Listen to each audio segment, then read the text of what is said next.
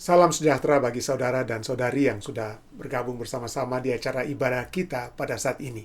Kita memuji besarkan nama Tuhan telah tiba pada pelajaran terakhir ya, dalam satu seri pelajaran sekolah sahabat kita yang dengan judul Bertumbuh dalam Hubungan dengan Tuhan.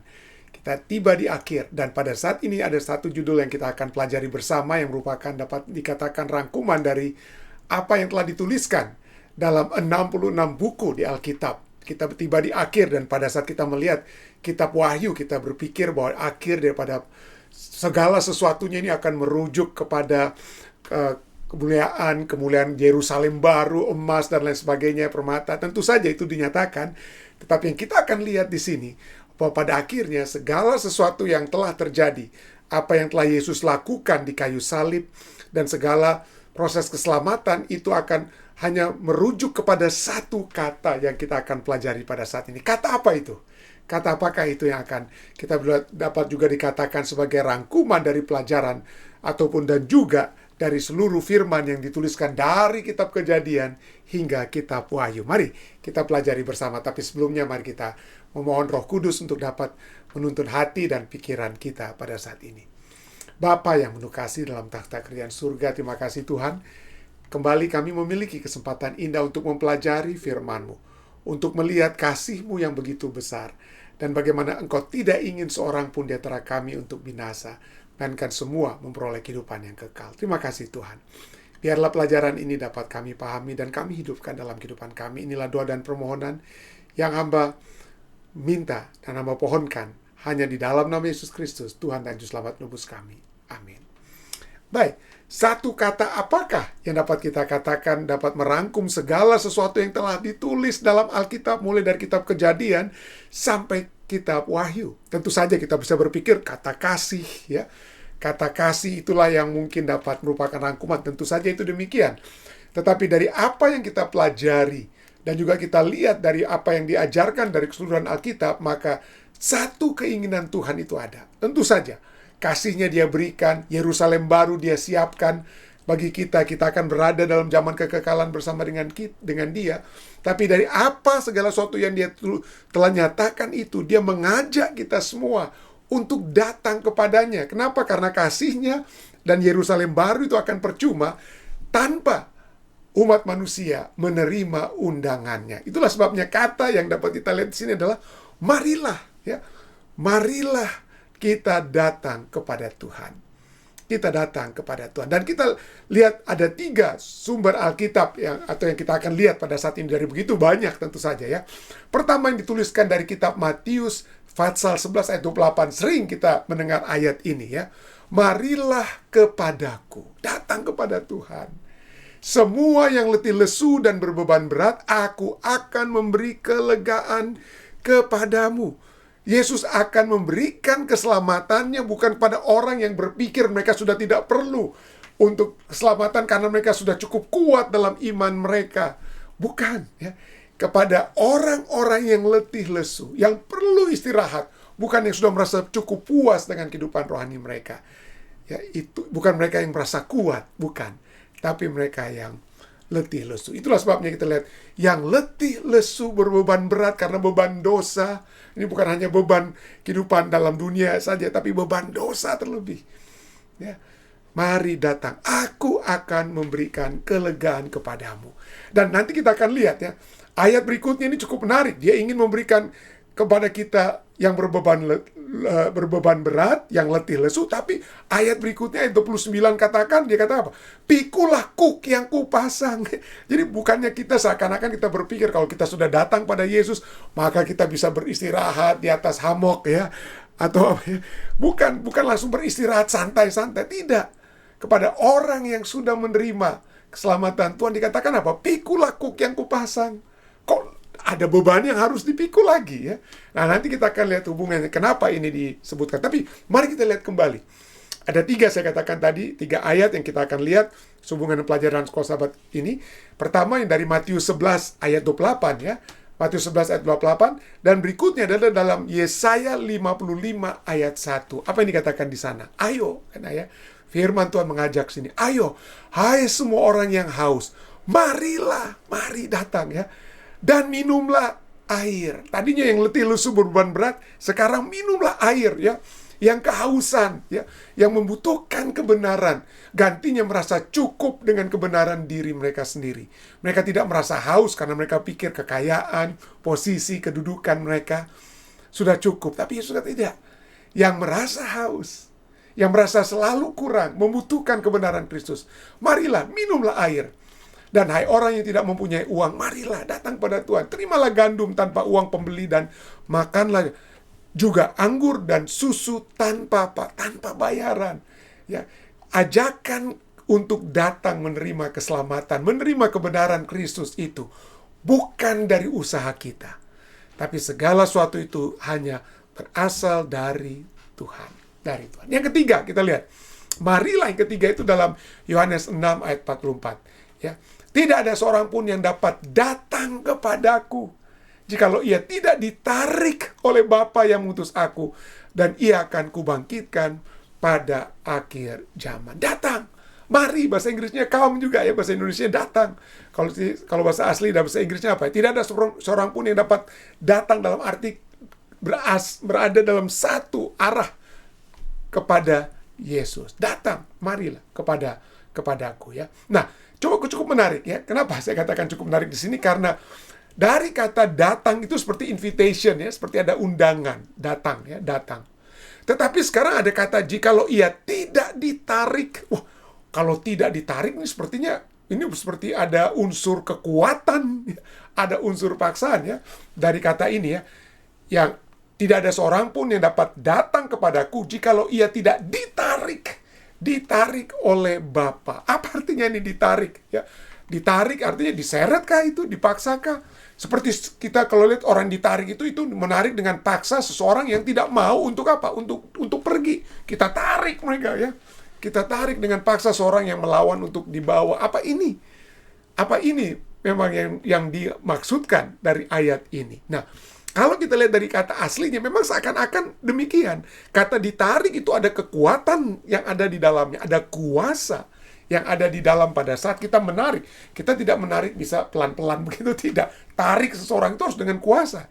Itulah dari kata apa? Bahasa Yunaninya, bahasa Grekanya adalah kata helko. Kata helko. Artinya apa? Menarik, menyeret dengan, atau menghunus ya, menghunus dengan kekuatan penuh. Menghunus ya. Dan kita lihat kata helko ini muncul juga dalam Alkitab. Misalnya pada saat Petrus ya, pada saat Yesus ditangkap di Taman Getsemani, Petrus yang membawa pedang, dia menarik ya, menarik atau yang menghunus pedang itu, menetakkannya pada hamba imam besar dan memutuskan telinga kanan daripada si Malkus ya. Karena dia menarik pedang, dia hunus pedang. Itu ada kekuatan, harus ada kuat ya. Nggak bisa lemes-lemes untuk menghunus pedang begitu ya.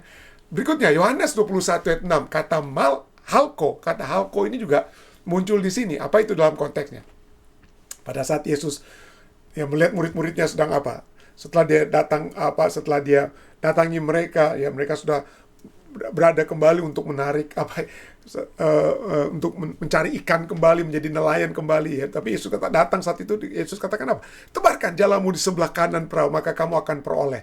Lalu mereka menebarkannya dan mereka tidak dapat menariknya lagi karena banyaknya ikan. Jadi kalau kita lihat sini, kalau menarik sesuatu itu perlu dengan apa? Kekuatan. Perlu dengan kekuatan ya. Nah, kalau kita lihat sini ya, ada bagaimana kita datang kepada Tuhan dengan menerima undangannya, marilah. Tetapi pada saat yang bersamaan kita ditarik dengan kekuatan. Apa artinya di sini ya? Mari kita lihat ya. Yohanes 6 ayat 44 katakan, tidak ada seorang pun yang dapat datang kepadaku jikalau tidak ditarik oleh Bapa. Itu artinya apa? Ada kuasa. Ada kuasa dari Allah yang menghendaki keselamatan umat manusia. Ada kekuatannya. Ia menarik dengan kuat, betul dengan kuat, tapi bukan dengan kekerasan. Dia menarik kita itu dengan apa? Kasihnya. Jadi pada saat kita dikatakan ia ditarik oleh Bapa, artinya dengan kasih yang kuat. Dengan kasih, dengan kuat kuasa kasih, kita ditarik. Ya, dengan kata lain ya, kita lihat ini. bagaimana kasih tersebut dengan kekuatan Allah itu dapat digabung tanpa harus menjadi bertentangan. Kita seringkali menarik seseorang itu dengan paksaan. Tidak. Dia tidak menarik dengan paksaan atau kekerasan. Tapi Allah menarik kita dengan kasih-Nya. Dengan kasih-Nya. Itulah sebabnya Yeremia 31 ayat 3 berbicara bagaimana dengan apa? Dengan hal ini dapat apa? Dapat bersama-sama berjalan, ya. Panggilan Tuhan dan kasih-Nya yang kuat itu dapat kita lihat muncul bersama dalam Yeremia 31:3. Aku mengasihi engkau dengan kasih yang kekal. Sebab itu, bahasa Indonesianya, aku melanjutkan kasih setiaku kepadamu. Bahasa Inggrisnya begini, ya. Aku mengasihi engkau dengan kasih yang kekal. I have loved you with an everlasting love. Therefore, with loving kindness, I have drawn you. Oleh sebab itu, dengan apa? Dengan kasih setiaku, aku menarik engkau. Ya, bahasa aslinya, bahasa Inggris itu tepat sekali, ya. Dia memberikan apa? Kasih-Nya kepada kita. Dan pada saat kita ditarik oleh Allah, kita itu ditarik dengan kuat kuasa kasih-Nya. Bukan kuat kuasa kekerasannya. Kuat kuasa kasih-Nya. Dengan kata lain, ya, inisiatif untuk menarik dengan kekuatan yang penuh itu datang dari Allah, datang dari Bapa. Tapi itu bukan dengan kekerasan, tetapi dengan apa? Kasih, karena Dia tidak ingin kita tenggelam, seperti Dia menarik Petrus dari air, ya. Tetapi sekali lagi, walaupun Dia ada kuat kuasa kasih-Nya untuk menarik kita, tangannya diulurkan kepada saudara dan saya.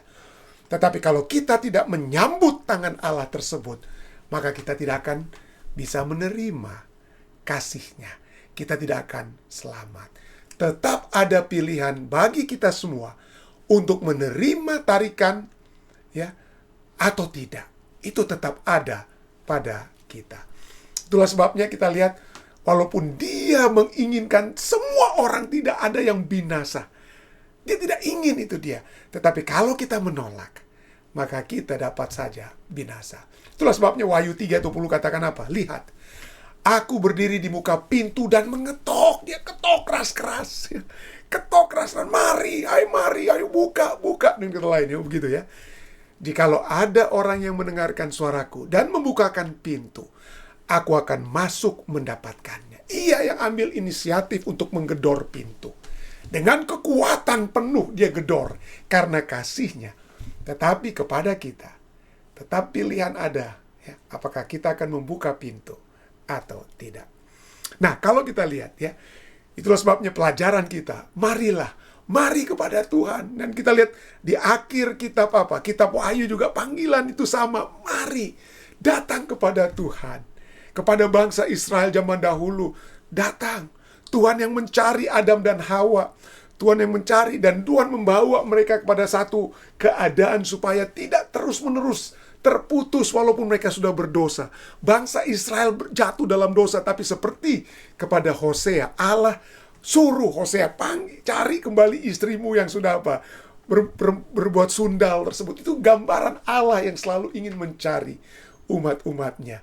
Dia penuh dengan kuat kuasanya, kuat kuasa kasih-Nya. Dia ingin menarik saudara dan saya. Dan jika kita menerima tarikannya, maka keselamatan itu menjadi bagian kita. Air kehidupan itu akan menjadi bagian kita. Dan ini masih menjadi bagian bukan hanya orang Israel. Roh Kudus tetap berbicara dalam hati saudara dan saya. Roh Kudus terus berbisik, Pendeta Rantung, ada kesalahan-kesalahanmu, ada dosa-dosamu yang masih kamu simpan. Masing-masing kita ada kesalahan-kesalahan dosa yang mana Roh Kudus pasti terus menggedor hati kita, ya. Dengan penuh kuat kuasa kasih-Nya, Dia ingin menarik saudara dan saya supaya kita dapat datang kepadanya dan masuk ke dalam kerajaan-Nya untuk bertemu dengan Dia. Untuk bertemu dengan Dia. Tapi poin berikutnya kita lihat, ya. Marilah kepadaku, kita ditarik kepada Allah. Kita diundang untuk datang kepada Dia. Tetapi poin berikutnya, apa yang terjadi juga adalah bahwa undangan Allah tersebut tidak hanya datang untuk kita atau kepada kita, tetapi juga datang melalui kita kepada orang lain. Kepada orang lain. Itulah sebabnya Wahyu 22 ayat 17 katakan apa? Coba kita lihat, ada panggilannya. Panggilan ini Wahyu terakhir, kata terakhir dari kitab Wahyu, kata di pasal terakhir maksud saya ini, panggilan kan? Wahyu 22:17, panggilan pertama untuk siapa? Untuk kita. Datang kepada siapa? Datang kepada Tuhan. Roh dan pengantin perempuan itu berkata, marilah. Ya, marilah. Dan barang siapa yang mendengarnya, hendaklah ia berkata juga, marilah. Nah, di sini kita lihat bagaimana roh, ya. Roh, dan siapa itu? Setelah roh juga memanggil kita, Wahyu 22:17 katakan apa? Pengantin perempuan itu juga berkata apa? Marilah. Nah, siapa pengantin perempuan ini? Pengantin pria kita sudah tahu, Yesus Kristus, ya. Ya. Tetapi sekarang pengantin perempuan itu juga apa? Berkata, marilah. Dan barang siapa yang mendengarkan suara dari pengantin perempuan tersebut atau umat-umat Tuhan tersebut juga akan berkata apa? Marilah. Jadi undangan Kristus kepada kita setelah kita terima, itu juga menjadi undangan Kristus kepada orang lain melalui kita. Sehingga barang siapa yang haus juga dapat apa? Baiklah, hendaklah ia datang, dan barang siapa yang mau, hendaklah ia mengambil air kehidupan itu dengan cuma-cuma. Ya, kita sudah ingat di sini tadi pelajaran tadi, Matius 11:28 katakan sudah apa? Marilah kepada aku semua yang letih lesu dan beban berat, aku akan memberikan apa? Kelegaan kepadamu. Itu panggilan pertama-tama Yesus katakan ini kepada siapa ya? Murid-muridnya ya. Kepada kita, umat-umat Tuhan saat ini. Tetapi coba kita lihat seperti tadi saya sudah di permulaan katakan, ayat 29, setelah kita ya mendapatkan kelegaan, apa yang dia katakan kepada kita? Ayat 29 dan 30 katakan apa? Pikuklah kuk yang kupasang dan belajarlah padaku. Karena aku lemah lembut dan rendah hati, dan jiwamu akan mendapat apa? Ketenangan. Sebab kuk yang kupasang itu enak dan bebanku pun apa? Ringan. Setelah kita menerima panggilannya untuk datang kepada dia untuk mendapatkan apa? Istirahat. Bukan berarti kita langsung santai-santai saja ya. Tidur-tiduran saja. Tidak, kita dipanggil terus untuk memikul kuk. Kuk itu adalah apa? Kalau kita lihat di zaman Alkitab dan juga seperti di Ethiopia ya, pada saat orang membajak, bajak itu ditaruhlah apa ya, ada kayu ya untuk mengikat dua sapi jantan atau apa ya, supaya mereka apa? Dapat berjalan bersamaan untuk dipakai dalam apa? Mengolah tanah ya, mengemburkan tanah. Dan Yesus katakan apa? Ini adalah kuk yang kupasang itu enak dan bebanku pun apa? Ringan. Kenapa itu menjadi beban yang ringan pada saat kita dipasang kuk tersebut? Karena Yesus yang berada di samping kita. Dengan kata lain, setelah kita menerima ketenangan, maka kita harus berjalan terus bersama dengan Yesus. Untuk apa? Untuk membawa jiwa-jiwa lain kepada Dia. Membawa jiwa-jiwa lain kepada Kristus. Itulah sebabnya Yohanes 4 ayat 14 katakan apa? Barang siapa minum air yang akan kuberikan kepadanya. Jadi kita pertama-tama kita ini sudah menerima itu, kita minum ya. Apa yang terjadi? Ia tidak akan haus untuk selama-lamanya. Sebaliknya air yang akan kuberikan kepadanya itu akan menjadi mata air di dalam dirinya yang terus-menerus memancar. Jadi kalau kita menerima kebenaran Kristus, keselamatan Kristus, berkat-berkat Kristus ya, damai, sukacita surga, begitu banyak kita dapat, kita peroleh. Maka dengan sendirinya itu akan apa? Kelimpahan keluar dari dalam apa? Diri kita. Diri kita akan menjadi mata air yang akan memancar terus-menerus. Pada saat kita berjalan dalam satu kuk dengan Yesus, memikul kuk yang ringan tersebut. Ringannya kenapa? Karena kita tidak perlu susah payah pikir-pikir, aduh ini kewajiban saya nih untuk menginjil, kewajiban saya untuk membawa jiwa-jiwa, dan lain sebagainya. Tidak perlu kita merasa itu sebagai kewajiban. Yang harus kita pikirkan pada saat kita memikul kuk tersebut, itu bukan dari sudut pandang kewajiban, tetapi dari sudut pandang kelimpahan. Air hidup Tuhan berlimpah kepada kita, dan itu menjadi mata air dalam diri kita yang terus-menerus memancar keluar tanpa kita harus bersusah payah. Dan kata lain ya, kalau Kristus hidup di dalam kita, seperti firman Tuhan Galatia 2:20, kalau Kristus hidup dalam kita, maka bukan lagi kita yang hidup, melainkan Kristus yang hidup Ya, kita tetap saja memiliki hubungan yang terus-menerus dengan Dia, bertumbuh dalam hubungan yang semakin erat dengan Dia. Maka air kehidupan itu akan memancar dari dalam diri kita, dan itu juga dapat dinikmati oleh orang lain. Kita diundang untuk menerima air hidup tersebut, dan kita diundang juga untuk mengundang orang lain supaya mereka dengan kuat kuasa Tuhan yang menarik tersebut, maka umat-umat manusia lainnya itu dapat memperoleh yang kita peroleh. Bukan hanya damai sukacita sementara dalam dunia ini, tetapi nantinya bersama dalam masa kekekalan dengan Dia. Ya, Wahyu 22:20 kemudian diakhiri dengan kata ini. Ia yang memberi kesaksian tentang semuanya ini berfirman apa? Ya, aku datang segera. Amin. Datanglah Tuhan Yesus.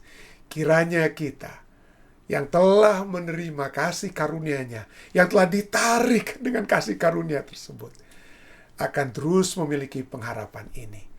Kedatangan Yesus yang kedua kali yang akan datang segera. Kiranya iman ini terus bertumbuh, mengalir keluar, membawa jiwa-jiwa datang ke dalam kerajaan Tuhan. Inilah doa dan permohonan yang saya bawa dalam nama Yesus Kristus. Amin. Baik, terima kasih saudari sekalian yang sudah bersama-sama. Baik, mari kita kembali berdoa bersama menutup acara ibadah kita pada saat ini. Bapa yang penuh kasih dalam tahta kerajaan surga, terima kasih Tuhan. Kembali kesempatan indah kami dapat miliki mempelajari firman-Mu. Kami memiliki kekuatan dari panggilan-Mu kepada kami semua untuk datang kepadamu. Marilah datang kepadamu. Dan kami juga dapat mempelajari Tuhan, pada saat kami menerima keselamatan-Mu, kebenaran-Mu, air hidupmu ada terus-menerus dalam kehidupan kami. Maka kami juga dapat memanggil orang lain untuk datang kepadamu. Mari datang kepada Yesus Kristus. Terima kasih Tuhan. Kami menyadari bahwa kedatangan-Mu itu segera datang. Akan segera datang. Kuatkanlah iman kami. Biarlah kami memikirkan selalu kekekalan. Karena kami percaya Tuhan, saat kami memikirkan kekekalan, damai sukacita surga yang sejati akan menjadi bagian kami sementara kami menantikan kedatangan-Mu. Berkatilah seluruh umat-umat-Mu yang sedang menundukkan kepala pada saat ini.